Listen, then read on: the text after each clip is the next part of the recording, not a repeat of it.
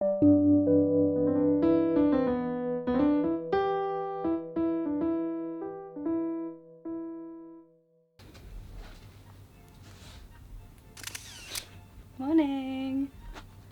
This is my fully stocked fibre supply.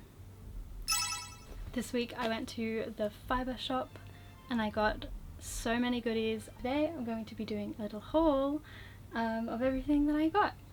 Let's start with the Merino tops. This beautiful hank of fibre is some Ashford wool tops. It's called Raspberry, it's the colour Raspberry. It's like a really deep pink, kind of a maroon sort of colour. It's a bit coarser than a merino, but sometimes I do like spinning a coarser wool. It has, the way it drafts I find quite satisfying, and I think it works well for things like hats and accessories and things like that. It's not exactly like soft to the skin, but I like the texture of a coarser wool.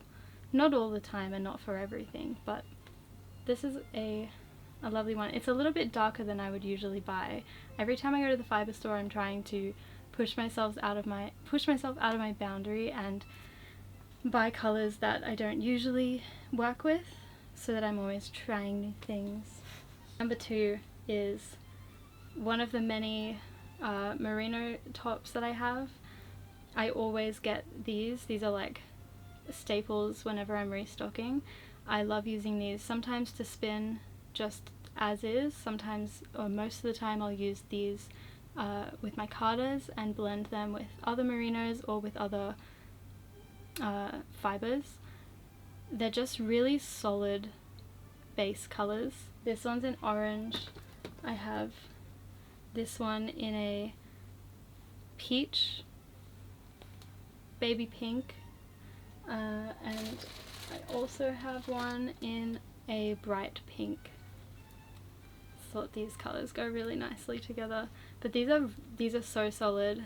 I honestly get them every time and I use them in all of my work somewhere. They're great for a base. A good solid colour merino is a really good way to kind of have a base colour for your spins, and also a base fibre because merino is super solid.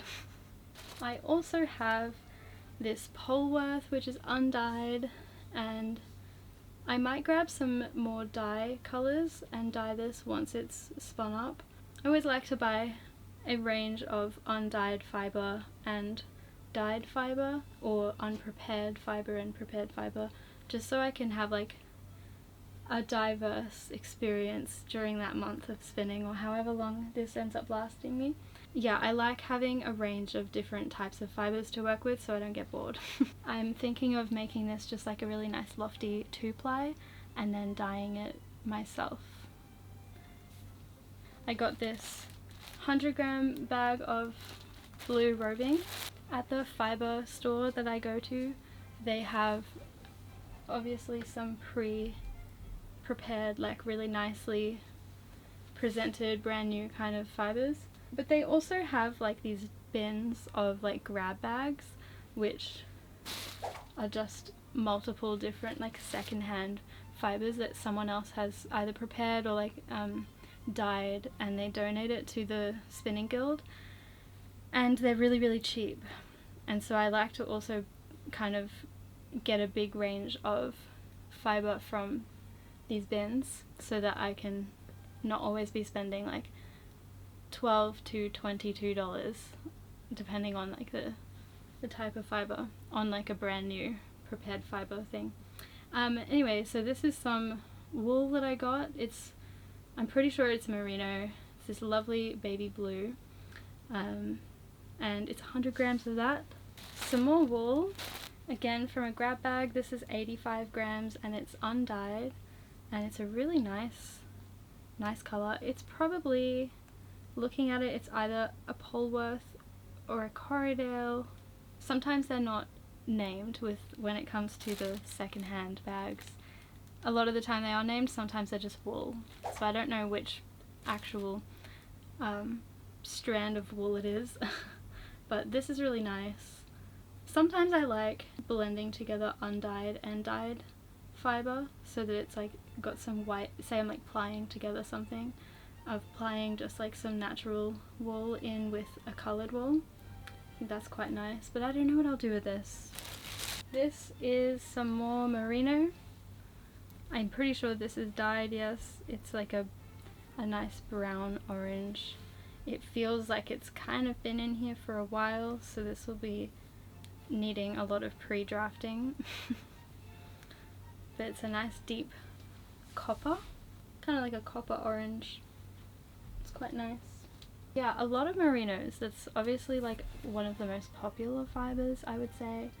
And so there's always a merino around. I get mostly that. This is an example of an unnamed bag. I don't know what this is. I think it's alpaca, but I don't know. It actually might just be wool. It's really, really soft. But those fibers just, they look too long to be merino.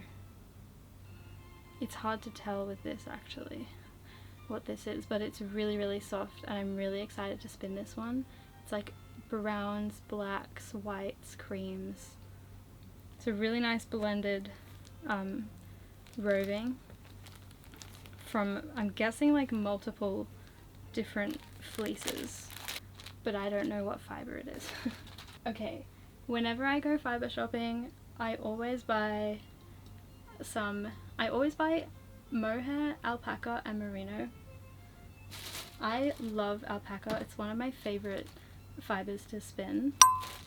I got this beautiful bag of alpaca roving, which is it's natural color, and I've never used like a black gray kind of fleece before, and it is so nice. But this is such a gorgeous lot of fiber. Like, it's so soft, and I just want to spin this by itself. I think I would love to get a really, really fine 3-ply, because it's so beautiful. The thing I love about alpaca is that it's, when you spin it, it's really fuzzy and really soft. Again, from the grab bags, it's like, it's such a deal. Some other alpaca that I have got is this bag of hand-dyed alpaca fleece. These I don't always buy because they come with quite a bit of vegetable matter. Ew. Whenever I buy this stuff, it requires a lot of fiber prep. It has so much vegetable matter all throughout it. It's lovely when it's spun up, but it's a lot of cleaning to do, and so I don't always buy it because I don't fully enjoy picking up vegetable matter, but it's sometimes you can't really avoid it. There's a lot of like little bits and like it's very dusty and dirty. So I'm just gonna put it back in there. But yeah, I don't always buy fleece and stuff because the process is just, it's very, I do want to experience more of you know, processing a fleece from the beginning and washing it and do all the thing, just so I can like connect with the fiber closer, but it's not something I'm like down for anytime soon because the process is immense, and sitting there like picking it out, you really have to be in the mood for it. So I'll have a big job to do with that one. And now we get onto the mohair. At the shop that I go to, they always have these like bags of unprocessed fibers, and so they most of the time have bags of like mohair locks. My experience with them are like kind of in the middle. Sometimes they come quite matted, and sometimes they come, you know, in pretty good condition. This bag seems like it's actually mostly in good condition. The last bag I got of mohair locks, they were like half of it was so matted and I couldn't really spin from it, and there was a lot of wastage. But these seem to be in good condition. and so when I'm spinning from Mohair, I'll just like kind of pull the fibers apart and spin. If not, just put it through the carder once, or just spin it directly from the locks. And then I'll probably dye it at the end because this is all undyed. These are really, Mohair I'm still having a lot of fun with, and I'm still kind of learning about in terms of what it's like to spin, because it is very different to spinning a Merino or an Alpaca. The last bit that I have is 2 mini bags of Mohair locks which are dyed. They've been dyed these like lovely blues and purples, and these also seem to be in pretty good condition. I have a feeling there might be some excess dye on here, and so when I'm spinning this I'll probably end up with some blue fingers and I'll have to wash them really, really well.